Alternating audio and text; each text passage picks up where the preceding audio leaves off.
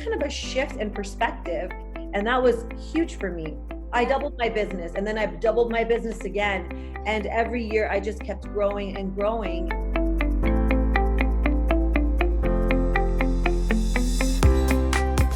Hi, welcome to the Realtors Conspiracy Podcast. I'm here today with Meray Mansour from Remax Hallmark Realty. How are you? I'm doing great, thank you. How are you, Maude? Good, thank you. So tell me what's exciting for you as being a realtor. What do you love about it?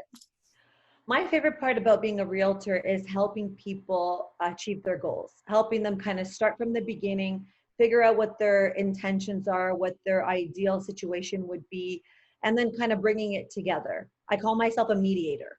Nice, very cool. Well, that brings me to a question I was going to ask. You posted a few weeks back, nowadays realtors feel more like therapists, and then I can totally see why you said that. Do you want to tell us more? Yeah, I mean, I actually have a therapy background. So I studied psychology in college and university. And, I used to work in the social work industry and, with children and parents. And I always thought, okay, well, I guess I'm not going to do that anymore. And actually, I do that a lot still. So it's really great because my why is helping people. And for me, I know that real estate can be a stressful transaction for most people. It's usually their biggest investment in their life. And there's so many moving parts and so many different variables that most people don't even have a clue what they're getting themselves into. So what I pride myself on is understanding people, understanding what they need, and kind of helping them figure out a way to get to that final destination without too much stress. Nice. Especially in the environment that we're in today with COVID and all the additional stresses of people being so unsure and stressed out and the collective anxiety. I think that my background and just the kind of person I am is helpful in this situation because you can't get rid of the anxiety, but helping balance it and kind of find tools to get through it is really helpful. Nice, very cool. How would you say did you adapt your business with having to deal with that extra anxiety and extra stress? You know what it is? I think it's just taking a little bit more time with people, explaining things to people, and showing them how you get at things rather than just saying, okay, well, this is what it is and let's do this. What I do now is kind of break it down more and just go through all the steps a little bit more in detail. And also just kind of understanding what type of person I'm working with. Some people don't like that. Like some people just want the bigger picture. So understanding that is really key versus somebody who wants all the numbers and the stats. And, right now when there's so much insecurity in the environment, it's kind of really good to figure out what a person needs in order to make them feel a little bit more insecure. Or sorry, secure. More secure. Yeah, not insecure. Take that away, the anxiety and all that stuff. That's really cool. That's a good approach. Yeah. And you have a really cool branding as well. Like I feel your brand is important to you. Do you want to tell us why is it so important to have good looking branding? Yeah. Like in terms of just visually, you mean? Yeah, like visually and the meaning behind it and why you. Yeah, my company is called Meta Realty, and we're a group of individuals who are kind of like-minded, who are on the same page. And what's really great about it is we help people kind of start somewhere, and then we have all the team members in place that will kind of cover every area. It's a one-stop shop kind of idea. But what's really cool about it is meta means metamorphosis. So we believe we're helping people kind of start with something and then watch it develop and grow into something more beautiful. Nice. Very cool. I love it. That's really Yeah. cool. What advice would you give new realtors starting up in the business as being realtors right now? So my advice would be to really kind of get to know yourself as an individual. Self-awareness is really key because especially in a stressful environment that we're in right now, I think what's really important is understanding how we're triggered. So if something is affecting me, instead of taking that feeling and putting it on to my clients or to people that I'm interacting with, it's really important for me to have the tools to deal with it myself so that I can be my best self when I'm dealing with others. people don't realize how much energy really kind of transfers between people. You might not be aware of it, but for me, I'm really sensitive to that. So I want to make sure that my energy is at its best so that when I interact with somebody, they trust me, they know that I know what I'm talking about, and they have that security within dealing with me. So that's even just kind of a basic step. You know, you come out of real estate school, you don't really know much. You kind of know the basics. Also, you know, if you do join a team that's really successful and you have a good mentor, that would be helpful. For me personally, I didn't have that starting off. I started off really early. I was 18, and I've done a lot in my life. Like earlier in my life, I was a professional dancer. And so I was doing real estate on the side, but I was really young. So it's kind of, you know, touring and doing movies and videos. And then, like I said, I went back to school and became a child and family therapist. And then, you know, when I was pregnant, I actually opened a cafe with my best friend. It was called a Little Bean and Green. It was a cafe and play. And but once I had my babies, that's when I really wanted to kind of settle down and my why changed. And I wanted to make sure that I was a good example for them, and that I'm securing a good future for them. Nice. So for me, like really identifying that why, that's when my career changed. I started seeking out mentorship. I started going to different courses. I did self-development courses. I did real estate courses. And, you know, I took little bits and pieces from everything, and I combined all that to make me who I am today, which is an authentic person and somebody who brings myself into every situation. You know, being a realtor is really about problem solving. It's about understanding people and making people feel comfortable and secure and trusting of you and your skills Yeah, and what you can provide in your service. that's amazing. So you were seeking out mentorship. What would you say is the best advice you received from a mentor or from courses that you've done? Oh, that's a good one, actually. So I used to call myself a secret agent. I never actually even told anybody I was a realtor. And I always had this thing in my way, like a message that I gave to myself about, okay, I'm not salesy. I don't like to go out there and be like, oh, hey, do you need a realtor? That's just not my style. So I'm just like, oh, you know, people will know. But what I realized is I didn't want to ask people for something, but actually what I'm doing is offering people my service, which is a really good service, and I'm giving something to them. It's like a small thing, but for me, that was really key in my thinking and the way that I look at things. So I don't want to ask people from something. For something, what I want to do is offer them my service, which I think is very valuable. So it was just kind of a shift in perspective, and that was huge for me. I Yeah. doubled my business, and then I've doubled my business again, and every year I just kept growing and growing. And really, it was more about understanding myself and self-development more than just kind of learning about real estate. Yeah, I think that's a fantastic way to look at it, giving versus asking. A lot of Yeah, people are it's just a scared to small ask. shift, Yeah, yeah, but it's huge, and it really took my business to the next level. And what I learned, I mean, for me, that was just a ripple effect, right. because if I can look at that small shift, then where else am I doing that? And how else can I adjust the way that I'm looking at things in my perspective to Mhm. provide a better service and to be a better me? Yeah, that's amazing. Where else did you make changes? Do you want to share? What? Oh, you know, another really cool thing that I did about 5 years ago was I started competing in fitness, just kind of as something on the side. I've always been really active and I've always loved working out. Mhm. But this is like a really intense thing. And what ended up happening is I had to find a way to shift my perspective again. I remember my first workout with my coach. I was like, I always used to work out, but what he was asking me to do seemed impossible to me. And he just kind of looked at me and he's like, yeah, you can do it. And I did. And then I did more and more and more.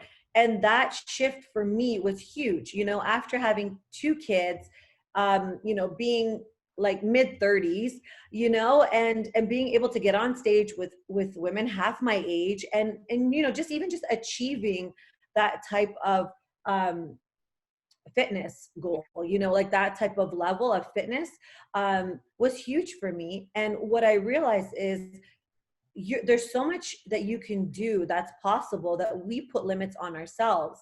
And once I was able to break through that limit, I remember thinking, oh my God, I can do anything. And that was really big for me. Nice. Yeah, Yeah. that was like a Mindset. confidence builder, you Yeah, know? that's Yeah. cool. Yeah, Yeah. that's amazing. So what advice would you give realtors who want to grow their business? You know what was really key for me is identifying what my strengths and my weaknesses are. Mm, And whatever areas that are not my strengths, I hired people to cover those areas for me, people that I can trust. And I really focus on what I'm good at. I'm not I used to try to do everything myself, and my business got so big that I just couldn't do that and remain healthy and sane. So my broker actually approached me at the time and said, you know, it's time to start building a team mm, and start bringing people on that can support you.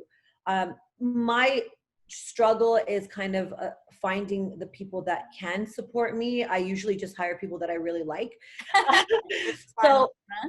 so then I actually reached out to my broker and asked them to help me hire people. So I it's just like basically asking for what you need and not trying to do everything, allowing yourself to trust others and build that trust. Like I've built my business for over 20 years. So it's really important to me, and my clients are really important to me. So I want to make sure that whatever service I provide and whoever's on my team is going to provide the same type of care. no. That's an attention to detail. That's really big for me.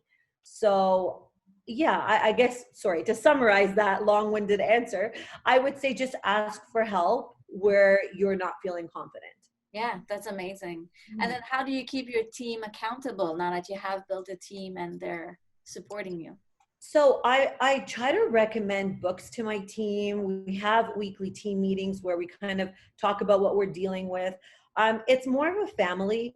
We talk about even personal things sometimes because it's good to process. It's good to process outside of our job.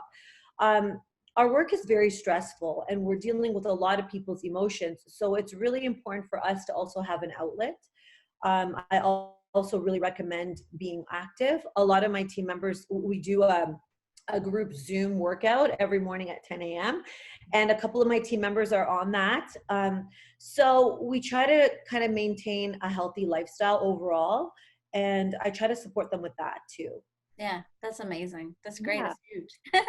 thank you. um, yeah. What would you say like makes you stand out when you go meet with a client at a listing presentation? How do you win those meetings? I think what I've been told by my clients is that they can sense my confidence and they can sense that I care. Of course, I bring all the information and I show them what we provide. I think they get a sense that I will take care of them and that it will be less stressful for them to work with me. Yeah, that's very cool. How would you say you generate more leads now, especially with all of it being virtual? To be honest with you, most of my clients are referral and word of mouth. I built my business that way. I'm relationship based. So most of my clients have become really good friends. Yeah. I'm very fortunate that at this point in my career, I get a lot of referral business. What I've been getting a lot of this year is people who've worked with other realtors that are having trouble, and then someone that they know will refer them to me. And it's nice to go in there and save the day, you know, Yeah. help people when they're stressed out. Yeah, cool. What are the most recurring questions you get from realtors or homeowners or people from your team? Do you mean in terms of the transactions or Just like in the terms of market? business or the way you see you grew your team. I think that right now the biggest question is, where do you see things going, Yeah. and what do you think is going to happen? And my answer to that is, I wish I was psychic and I knew. But the problem is that everything is kind of dependent on what comes up. Like it's dependent on a lot of variables that we cannot control at this point. We cannot really foresee because this has never happened in our lifetime. Yeah. So my advice is to always maintain integrity, to be the best person that you can be, maintain your health, don't get caught up in just numbing and hiding. You know, we all get caught up sometimes in just like Netflix binging or drinking too much, you know, eating unhealthy food. And all those things might feel good in that moment. And I'm guilty. I'm not saying I'm better than that. We Yeah. all do that. But, you know, if I give myself an evening like that, you know, I will get back on it the next day and, you know, have my juice and just kind of recover from whatever it was I did. And, you know, just take care of myself and be really gentle with myself and kind of identifying what I need in that moment, and not just kind of pushing away the emotions. I also have a really good support system of people. I'm very fortunate that I can talk to and just be totally open and honest with them. So that's really key. Yeah. Um, yeah, I think it's really just taking it one step at a time right now and doing our best. Mhm. In terms of real estate, you know, it's really week to week. Like I watch the market like a hawk, and it's supply and demand. When supply is low, it's a good time to sell. When demand is high when supply is high, then that's a good time to buy. So it's really just kind of staying on the pulse of what's happening and just taking it step by step and having someone in your corner that you trust. Nice. Very cool. Do you have any like success quotes that you refer to, a thing that keeps you going, keeps you motivated? Yeah, it's actually very simple. I have to give the credit to Nike. Just do it. Yeah. I love that. I mean, I know it's kind of, you know, cliche, No. but for me, like when somebody asks me, well, how do you do this and how do you do that and how you, like, I just do it. And literally, it really is that simple. Like I get up sometimes and I don't want to do anything, but I just do it. You just and, motivate yourself. and accountability is key. You know, I'm working out 5 or 6 days a week now, and that's because I know I have people waiting for me on that Zoom call who, you know, I'm going to affect their day if they don't have their workout. Yeah. So that's not really a quote, but it's kind of a way of thinking. Yeah. So accountability is a big one too.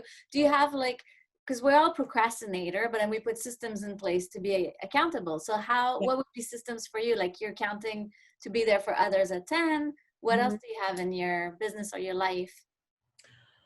We have our team meetings. Those help us kind of set our weekly goals.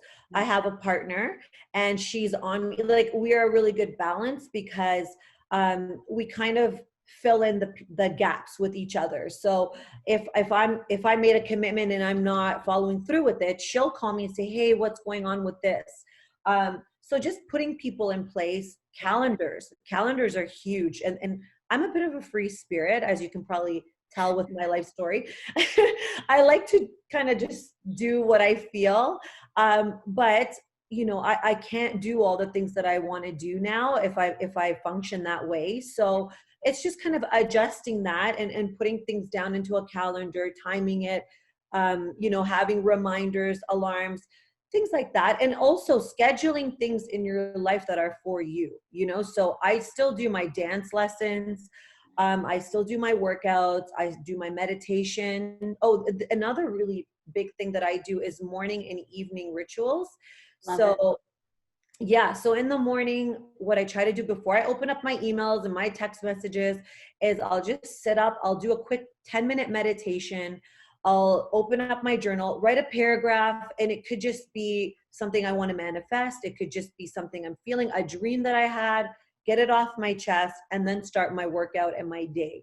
So it's kind of like having a routine. And in the evening, I do similar, you know, you do your face and your hair and, you know, all that stuff that makes you feel good, right? Yeah. And you do your meditation. I pray, and yeah, and I try to like shut down all electronics about an hour before or half an hour before I go to bed, if Yeah. I'm being honest. Yeah.